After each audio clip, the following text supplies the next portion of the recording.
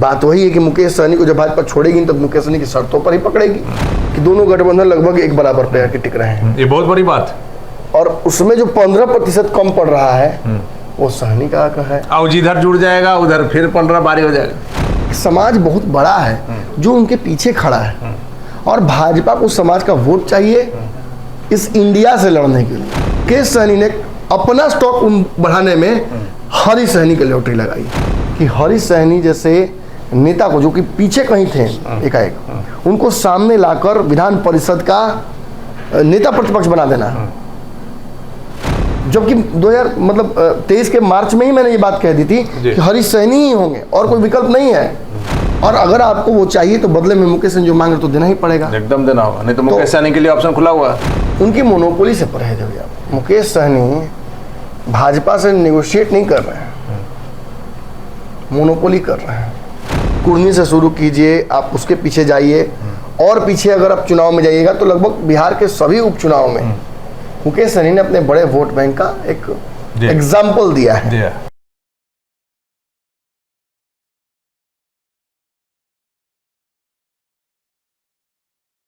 नमस्कार, पंचनामा देख रहे हैं आप। सहनी की यात्रा से एनडीए में हड़कंप, रातों रात शाह ने घुटने टेके। जी हां, जिस प्रकार से लगातार बिहार में मुकेश सहनी निषादों के आरक्षण के लिए यात्रा कर रहे हैं और जिस प्रकार से उनकी सभाओं में अप्रत्याशित भीड़ उमड़ रही है, बिना बुलाए हुई भीड़ है, बिना पैसे के खरीदी हुई भीड़ नहीं है, बिना पैसे के लोग अपने आप जहां मुकेश सहनी का रथ जा रहा है, हजारों की संख्या में एक दिन में 2 से 3 जगह पर जब मुकेश सहनी जा रहे हैं तो हजारों की संख्या में लोग उनके स्वागत में खड़े हैं। वैसे में जबकि मुकेश सहनी ने अभी तय नहीं किया है कि एनडीए में जाएंगे, महागठबंधन में जाएंगे। लगातार कहते हैं हम कि मुकेश सहनी बिहार में वो दूल्हा है कि जिधर जाएंगे उधर बारात सजेगी, चाहे एनडीए हो या महागठबंधन हो, दोनों गठबंधन पल के बिछा करके मुकेश सहनी का इंतजार कर रहा है। लेकिन मुकेश सहनी ने बड़ी चाल चली है अपनी ताकत को परखने के लिए, अपने करोड़ों के रथ में बैठ करके जो बिहार का भी भ्रमण कर रहे हैं, हालांकि झारखंड में उनको जाना है, यूपी भी जाना है। वैसे में मुकेश सहनी की लोकप्रियता से, उनकी ताकत से एनडीए में मच गई है खलबली और इसी का परिणाम है कि रातों रात एनडीए ने घुटने टेक दिए हैं। शाह ने सारी शर्तें मान ली। आप देखिए किस प्रकार से हरी सहनी जैसे नेता को, जो कि एक एमएलसी थे, अचानक से बिहार विधानसभा में नेता प्रतिपक्ष बनाया जाता है। रातों रात यह फैसला, सिर्फ और सिर्फ हमारा मानना है कि मुकेश सहनी की लोकप्रियता से यह फैसला बीजेपी को लेना पड़ा है कि सहनी वोटों को अपनी ओर करने के लिए, क्योंकि मुकेश सहनी ने घोषणा कर दिया है कि जो निषादों को आरक्षण देगा, जो उनकी शर्तों को मानेगा, उसी के साथ जाएंगे। वैसे में बीजेपी की यह चाल कहां तक मुकेश सहनी को क्षति पहुंचाती है तो देखने वाली बात होगी। फिलहाल इसी विषय पर हम चर्चा करेंगे नमन मिश्रा जी के साथ। नमन जी, माना जाए कि सहनी, मुकेश सहनी की यात्रा से एनडीए में खलबली मच गई है? निश्चित तौर पर मची है। मतलब मुकेश सहनी जो भीड़ जुटा रहे हैं, ये एनडीए के वर्तमान में किसी सहयोगी से बड़ी भीड़ है जी। वो इसलिए जुट रही है क्योंकि एनडीए के वर्तमान के किसी भी सहयोगी से ज़्यादा उनका वोट है। बिहार में नूनिया, बेलदार, बिंद, मलाह, ये जो जातियां हैं, इनका वोट 13% से 14% के बीच में टिकता है आके। और ये vote bank traditionally Lalu Yadav के हिस्से में जाया करता था। आप ये भी कह सकते हैं कि अभी तक खरीदा जाता था। हाँ, ये भी होता रहा है। और धमका के, खरीद के, साम दाम दंड, कोई लालच दे करके होता रहा है। और ये इन्फ्लुएंशियल जातियाँ थी एक जमाने में, ये इन्फ्लुएंस हो जाती थी जी। और इसी के बाद एक बड़ा डिवीज़न क्रिएट हुआ था ओबीसी राजनीति में, जिसके तहत मुकेश सहनी ने जो एक नैरेटिव छेड़ा कि, माफ़ कीजिएगा, उपेंद्र कुशवाहा ने एक नैरेटिव छेड़ा कि शोषित शोषक वाला, कि शोषित वही रह गए हैं, शोषक बदल गए हैं।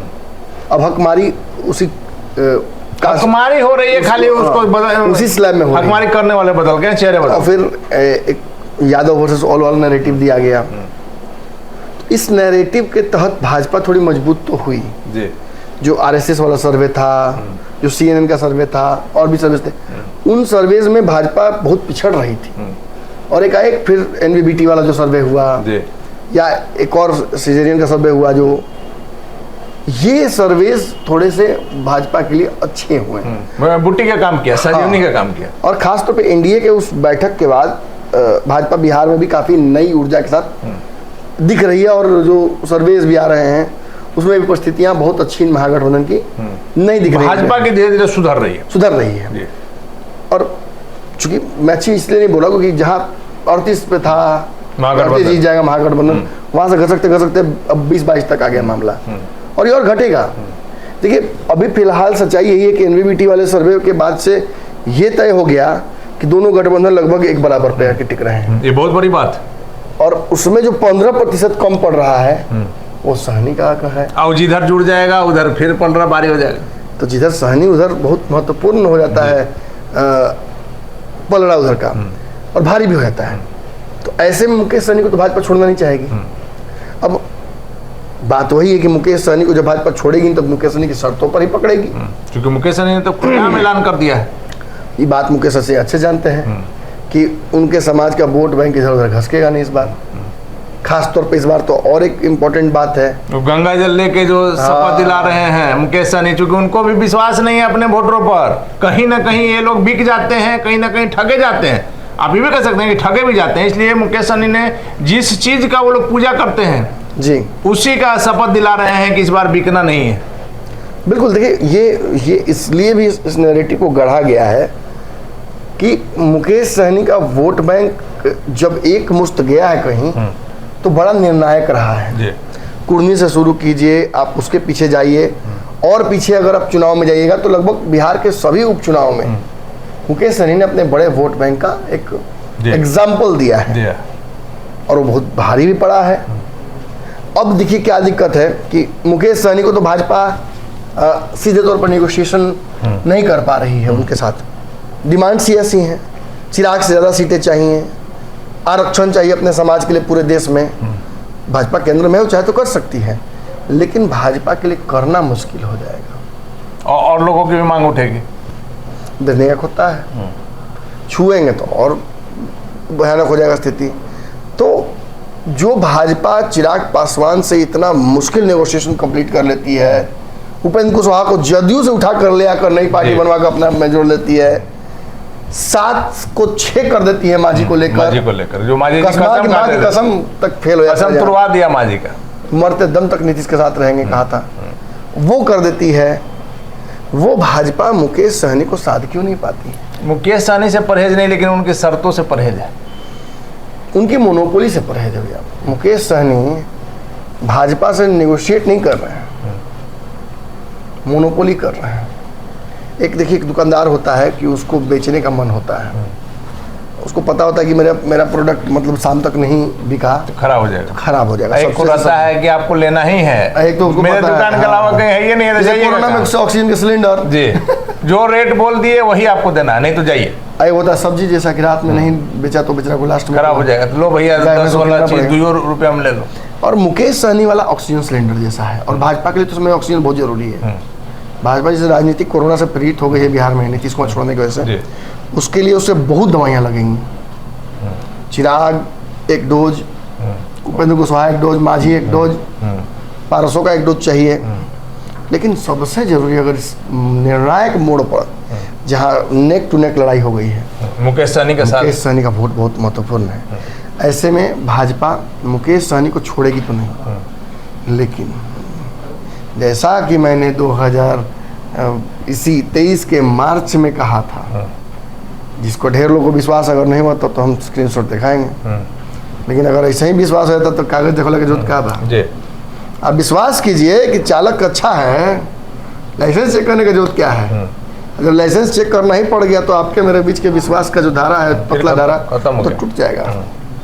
तो दर्शकों, आपके विश्वास पर मैं ये दावा कर देता हूँ कि मार्च में मैंने खबर चलाई थी, मैंने मार्च में ही कहा था कि हरी सहनी ही नेता प्रतिपक्ष विधान परिषद में बनेंगे होंगे।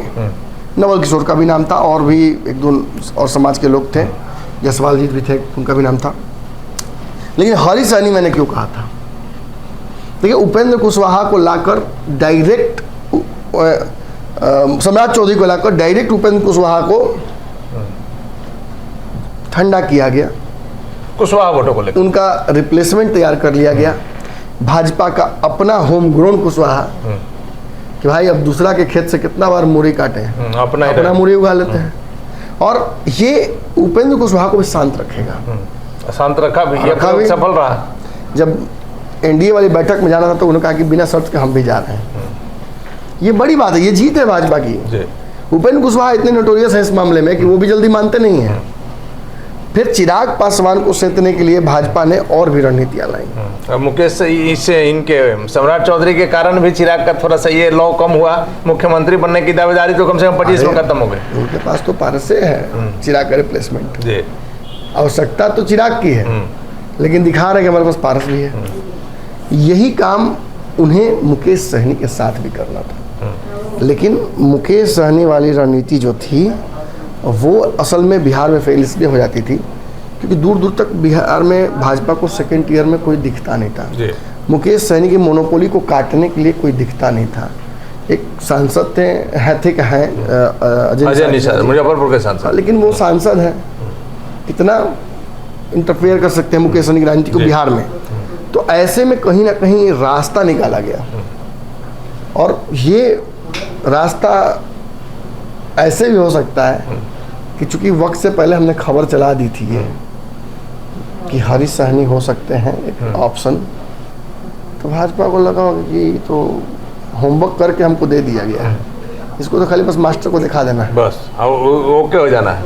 अमित शाह जी के पास पहुंचा, अमित शाह जी के पास पहुंचा तो अमित शाह जी ने उसको ठंडे वस्त्र में डाल दिया था। लेकिन मुकेश सहनी जैसे जैसे भाजपा को नचाने की कोशिश कर रहे थे वैसे वैसे भाजपा को यही नजर आ रहा था कि निषाद वोट चाहिए, मुकेश सहनी को शांत करना होगा, कैसे होगा ये, कौन करेगा ये। और जब व्यक्ति इस दुविधा में होता है तो उसके सामने स्वयं भगवान प्रकट हो जाते हैं। और इस स्थिति में क्या करना है वत्स आगे बता रहे हैं तो इस स्थिति में एक तो बड़ा मतलब कहा जानते हैं, एक बहुत बड़ा कहा जा सकता है कि भाजपा को दो यहाँ फायदे हुए, दो बड़ी चीज़ें एक बैग उनको दुविधा में मिली।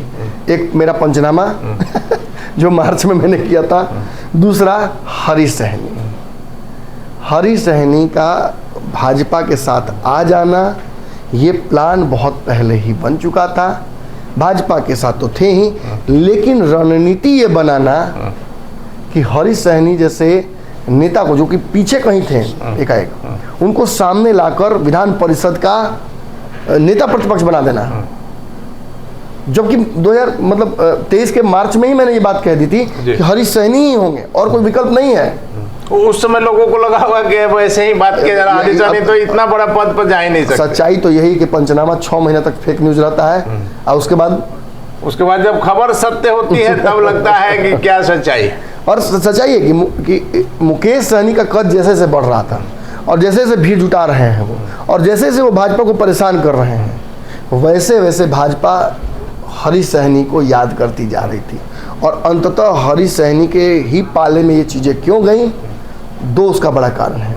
एक बहुत बड़े आरएसएस के नेता हरीश सहनी को वरदस्त दिए हुए हैं।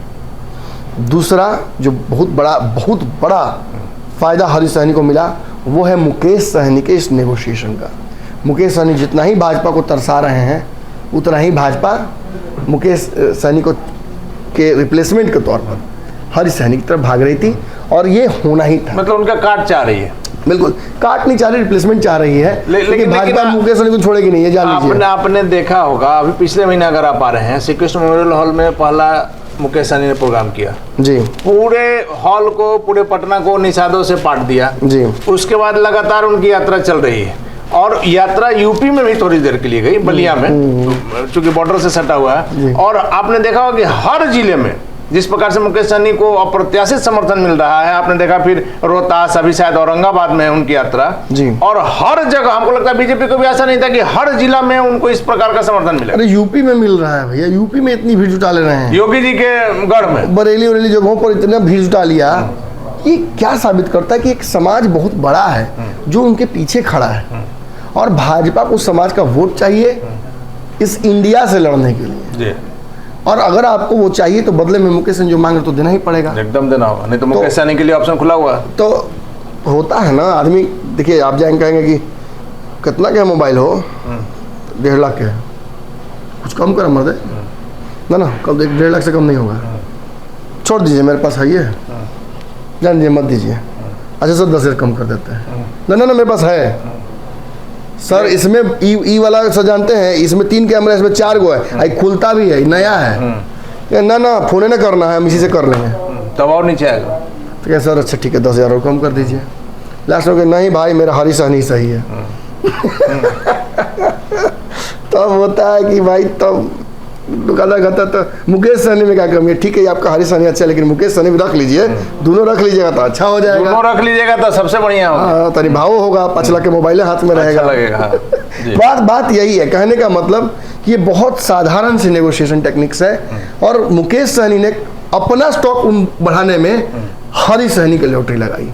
हरी सहनी को शुक्रिया अदा करना चाहिए मुकेश सहनी की। बिल्कुल, मार्चे से ही नाम चल रहा था, एक बार में दम लगाए उधर, दम लगाए फायदा इधर हुआ।